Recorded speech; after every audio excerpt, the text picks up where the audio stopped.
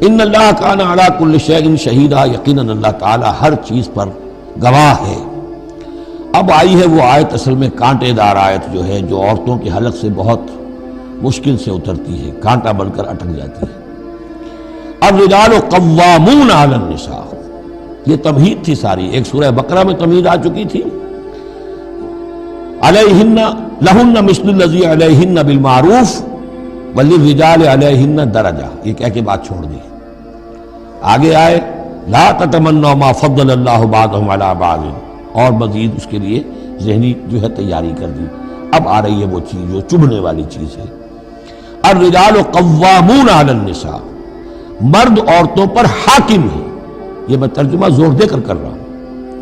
یہ قامہ جو ہے، قامہ جب علا کے ساتھ آئے گا تو کچھ اور معنی ہوں گے، قامہ بے کے ساتھ آئے گا کچھ اور معنی ہوں گے۔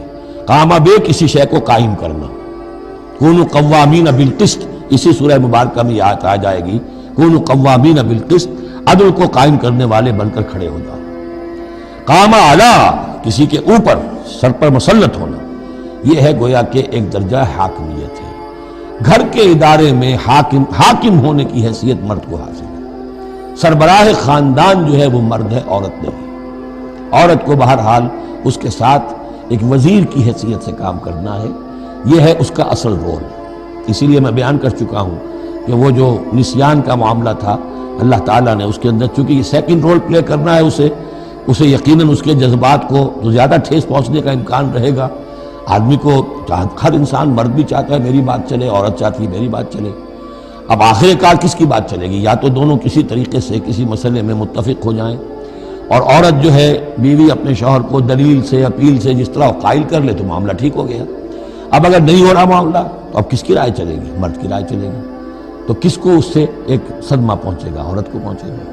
لیکن اس صدمے کا ہی جو ہے انفلوئنس، اس کو کم کرنے کے لیے سیفٹی والو، نسیان کا مادہ اللہ تعالیٰ نے عورت میں زیادہ رکھ دیا۔ اسی لیے پھر اس قانون شہادت کے اندر ایک مرد کی جگہ 2 عورتوں کو وہاں پر اس کا نصاب رکھا گیا۔ الرجال قوامون علی النساء بما فضل اللہ بعضهم علی بعض۔ اب یہ دوسری بات ہے کہ اگر وہ شوہر حاکم ہو کر ظلم کرتا ہے، ان کے حق ادا نہیں کرتا ہے، تو اللہ کے ہاں بڑی سخت پکڑ ہوگی۔ یہ تو دوسری بات ہے بالکل۔ لیکن یہ کہ جو قانون ہے اسلام کا وہ یہی ہے کہ یہ اختیار دیا گیا، اب آپ اس اختیار کا غلط استعمال کر رہے ہیں، آپ اس کو ظلم کا ذریعہ بنا رہے ہیں، تو اس کی سزا اللہ تعالیٰ کے ہاں آپ کو مل جائے گی۔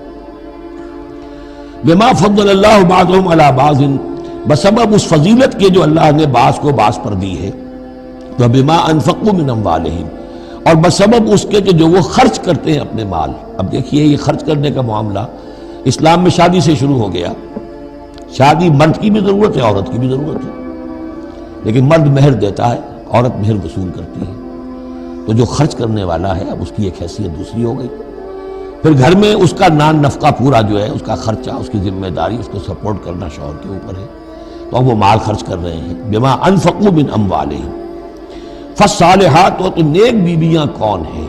جو کہ ایک یوں سمجھیے قرآن کے نزدیک ایک عورت کا جو اچھا کردار ہونا چاہیے، ایک خاتون خانہ کی جو بہترین روش ہونی چاہیے، وہ یہاں 3 الفاظ میں آئی ہے۔ فالصالحات، نیک بیویاں، قانتات، ایک تو فرما بردار ہوتی ہے، شوہروں کی فرما بردار، حافظات للغیب، غیب میں حفاظت کرنے والیاں۔ یعنی ظاہر بات ہے کہ مال ہے کسی کا تو گھر میں ہے، وہ تو کام پہ چلا گیا ہے، اب وہ کس کی حفاظت میں ہے؟ بیوی کی حفاظت میں ہے۔ اسی طرح بیوی کی جو عصمت ہے وہ در حقیقت مرد کی عزت ہے، اب وہ اس کی عزت کی حفاظت کرے اس کی غیر موجودگی میں۔ اسی طرح مرد کے راز ہوتے ہیں، سب سے زیادہ بڑھ کر جو ہے رازدان وہ تو بیوی ہوتی ہے۔ تو 3 اعتبارات سے حافظات للغیب، حافظات للغیب، غیب میں حفاظت کرنے والی ہیں۔ حفاظت کرنے والی ہیں شوہر کے مال کی، شوہر کے رازوں کی، اور شوہر کی عزت کی۔ بما حفظ اللہ، اللہ کی حفاظت سے، حفاظت ہے تو اللہ کی، لیکن جیسے رازق اللہ ہے لیکن کام تو انسان کو کرنا پڑتا ہے، رزق کمانا پڑتا ہے۔ واللاتی تخافون نشوزہن، اور وہ خواتین کے جن کے بارے میں تمہیں اندیشہ ہو جائے ان کے اندر سرکشی کا، ضد ہے، ہٹ دھرمی ہے، بات نہیں مان رہی ہے، اپنی بات منوانی ہے، کسی نہ کسی طریقے سے گھر کی فضا خراب کی ہوئی ہے، یہ ہے نشوز۔ ذہناً تسلیم نہ کرنا کہ میری حیثیت جو ہے وہ بہرحال شوہر کے تابع دار کی ہے۔ اس کو اگر تسلیم نہیں کریں گے تو ظاہر بات ہے فرکشن ہوگی، اور فرکشن جو ہے اس کے نتیجے کے اندر وہ گھر کے اندر جو ہے وہ ایک فساد پیدا ہوگا۔ واللاتی تخافون نشوزہن فعظوہن، تو ان کو پہلے تو نصیحت کرو، واہجروہن فی المضاجع، دوسرے تنبیہ کے طور پر ان سے تعلق اپنے بستر علیحدہ کر لو، اور ان کے ساتھ وہ تعلق ذل و شو جو ہے کچھ عرصے کے لیے بند کر دو۔ وَاضْرِبُوهُنَّ، اس پر بھی ٹھیک نہ ہو تو انہیں مارنے کی بھی اجازت ہے۔ اس میں حضور نے جو روکا ہے وہ یہ ہے کہ چہرے پر نہ مارا جائے، اور کوئی ایسی مار نہ ہو جس کا مستقل نشان جسم پر پڑے۔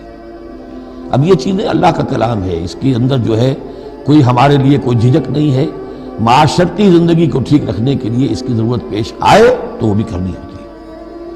فَإِنْ أَطَعْنَكُمْ، پھر اگر وہ تمہاری اطاعت کریں، فَلَا تَبْغُوا عَلَيْهِنَّ سَبِيلًا، تو اب ان پر خام خواہ کی زیادتی کرنا، پچھلے غصے نکالنا، بار بار جو ہے وہ اپنے غصے کا اظہار کرنا، یہ بھی ٹھیک نہیں ہے۔